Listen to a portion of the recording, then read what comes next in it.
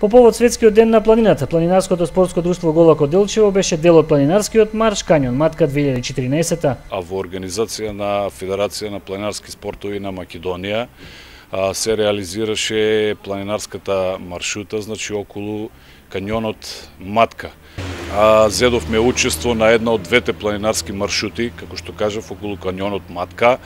Односно тоа ни беше почетна точка, значи манастирскиот комплекс Успение на Света Богородица, кој што се наоѓа на околу 310 метри надморска висина, потоа преку манастирот Свети Спас на 640 метри надморска висина и се до крајната цел манастирот Свети Недела, кој што се наоѓа на тврдината Марковград, тоа е на околу 730 метри надморска висина, со вкупна должина од околу 10 километри, така што ние планинарите на ПСД Голак Делчево без никакви проблеми и потешкоти ја совладавме оваа планинарска маршрута.